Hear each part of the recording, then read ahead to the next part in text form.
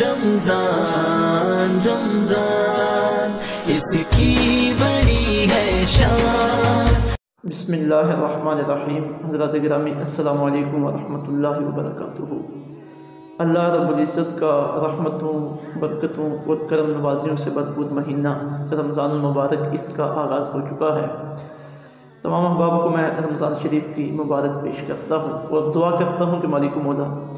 خیر و عافیت کے ساتھ نیکیوں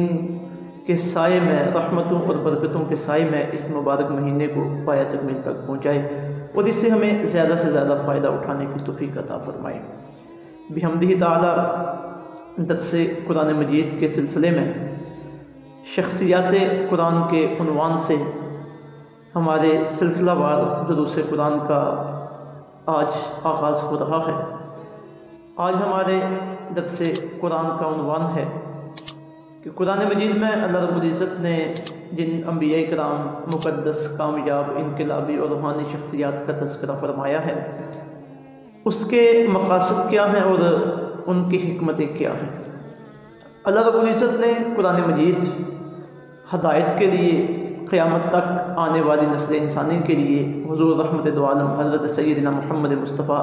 صلی اللہ علیہ وسلم پر نازل فرمایا ہے۔ قرآن مجید میں عقائد بھی ہیں، عبادات بھی ہیں، معاملات کے متعلقہ احکامات بھی ہیں، قبر کا ذکر بھی ہے، جنت کا ذکر بھی ہے، دوزخ کا ذکر بھی ہے، قیامت کا ذکر بھی ہے۔ اور جن عقائد و نظریات اور اعمال پر اللہ رب العزت انسانی شخصیات کو دیکھنا چاہتے ہیں اور وہ نوع انسانی کی جس اعتبار سے تربیت کرنا چاہتے ہیں، تو نظریات اور احکامات کے ساتھ ساتھ اللہ رب العزت نے انسانوں کی آسانی کے لیے بطور رہنما اور بطور نمونہ انبیاء کرام علیہ السلام اور مقدس شخصیات کے تذکرے بھی فرمائے ہیں، تاکہ جن لوگوں کو قرآن ہدایت دے رہا ہے، جن کے سامنے اپنے عقائد، اعمال، نظریات اور احکامات پیش کر رہا ہے، جب وہ ان پر عمل کے سلسلے میں محنت اور کوشش کرنا شروع کریں تو پہلے سے کچھ ایسی شخصیات کا ذکر، ان کی سیرت، ان کا کردار ان کے سامنے موجود ہو کہ جو ان چیزوں پر عمل کر چکے ہیں، تاکہ پھر انہیں دیکھ کر ان کی سیرت کو سامنے رکھ کے انہیں تسلی ہو اور ان عقائد، اعمال اور احکامات پر عمل کرنا ان کے لیے آسان ہو جائے۔ تو مزید اگر اس بات کو ہم گہرائی میں جا کے دیکھتے ہیں تو یہ بات سامنے آتی ہے کہ اللہ رب العزت نے جو شخصیات کے ذکر قرآن مجید میں کیے ہیں، ان سے ایک تو ان کی عظمت و شان کا اظہار ہوا ہے۔ انہوں نے جو اللہ رب العزت کی عبادت کی اور اللہ کے دین کے لیے کوششیں کی، محنتیں کی، خدمت خلق کی، اللہ کو پسند آئی اور اللہ نے ان کے ذکر کو ہمیشہ کے لیے قرآن کا حصہ بنا دیا۔ اسی طرح جو انبیاء کرام علیہ السلام ہیں، ان کے معجزات اللہ رب العزت نے ذکر کیے اور اس کا مقصد بھی ان کی عظمت و شان کا اظہار تھا۔ اور پھر اسی طرح اللہ رب العزت نے ان شخصیات کا تذکرہ قرآن مجید میں محفوظ کر کے ایک ریکارڈ تاریخی قرآن مجید میں محفوظ فرما دیا۔ اور پھر ایک اہم مقصد ان شخصیات کے تذکروں کا یہ بھی ہے کہ جو دعوت و تبلیغ کا سلسلہ چل رہا تھا حضور رحمت دو عالم صلی اللہ علیہ وسلم کے ذریعے اور پھر امت مسلمہ کے ذریعے قیامت تک چلنا تھا، اللہ رب العزت نے اس کا جو سابقہ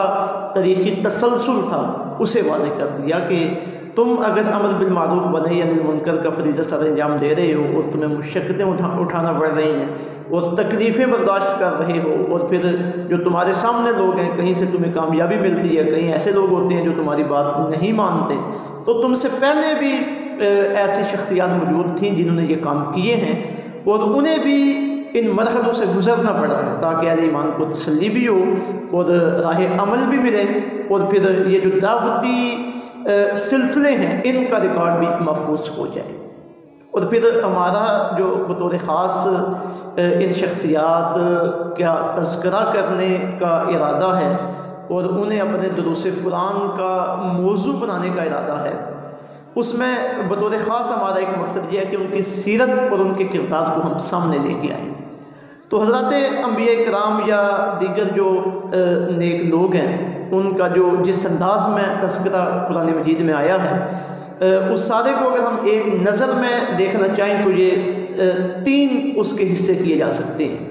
ایک حصہ انبیاء کرام علیہ السلام نیک اور کامیاب شخصیات کا ہے، دوسرا حصہ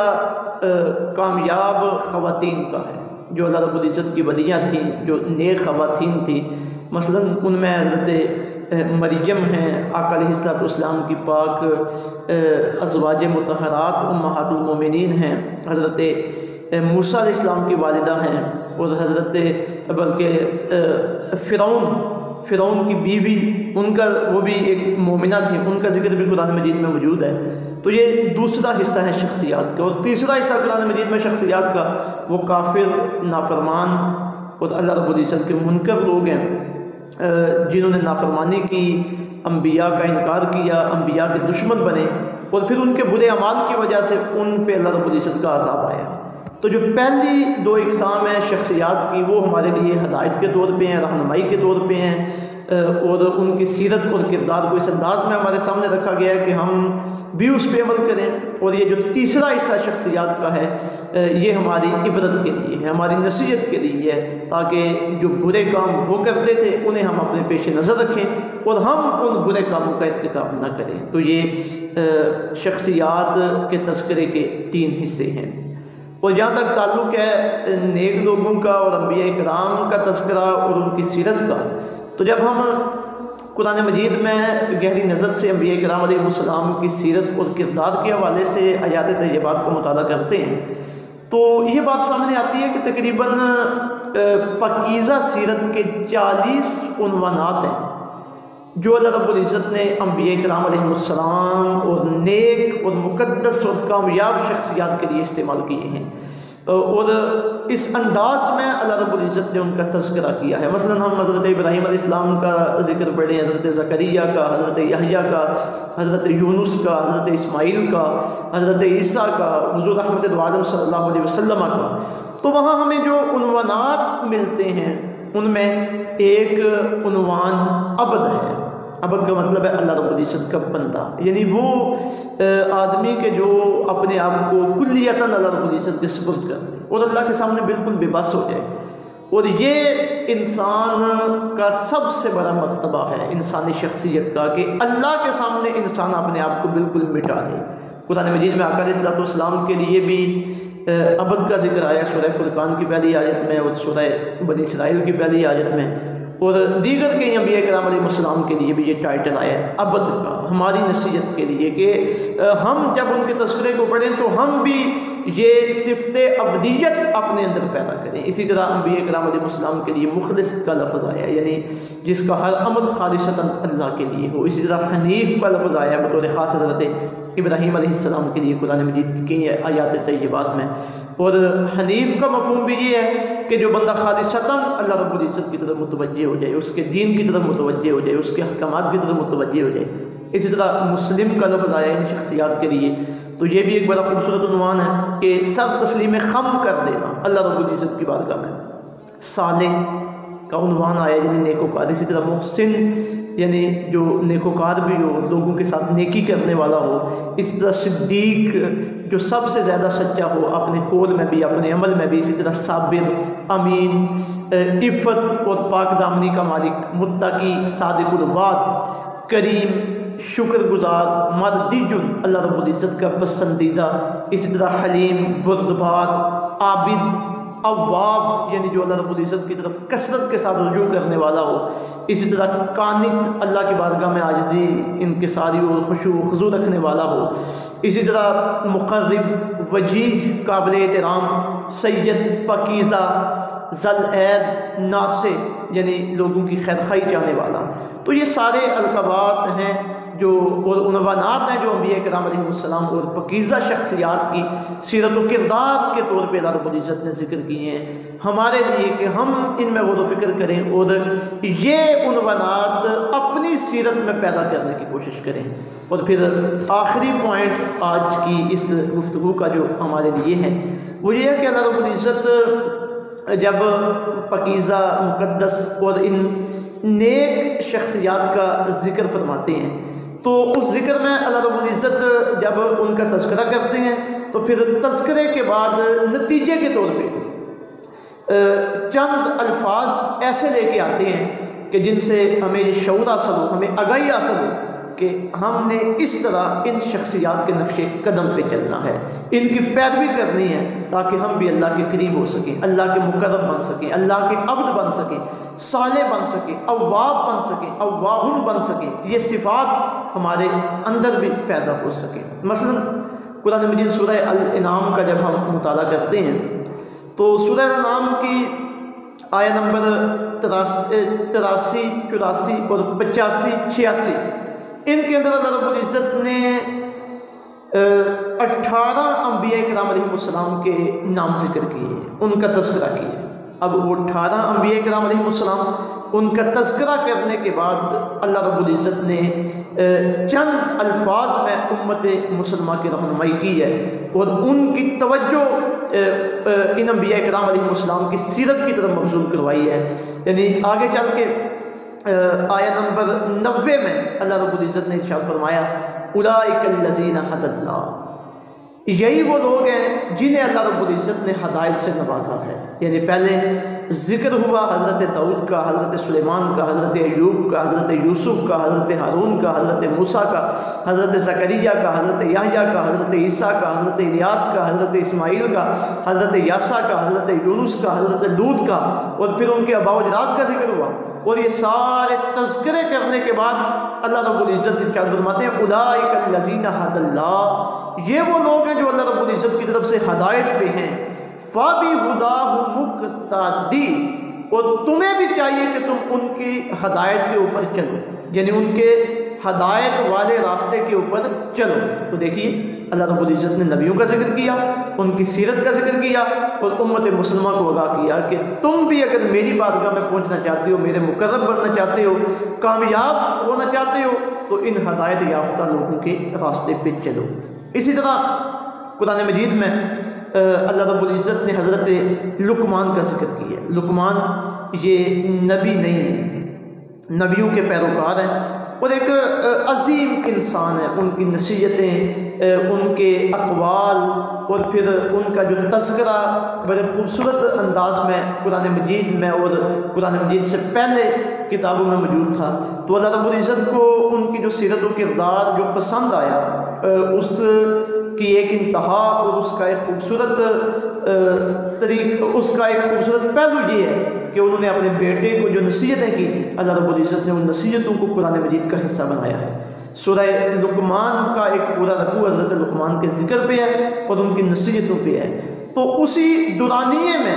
اللہ رب العزت نے وہ جو نصیحتیں تھیں انہیں سامنے رکھتے ہوئے، حضرت لقمان کی سیرت کو سامنے رکھتے ہوئے، اللہ رب العزت نے سورہ لقمان کی آیت نمبر 15 میں ارشاد فرمایا وَاتَّبِعْ سَبِيلَ مَنْ أَنَابَ إِلَيَّ، کہ اے میرے بندے پیروی کر اس بندے کی جس نے میری طرف رجوع کیا۔ لقمان ہو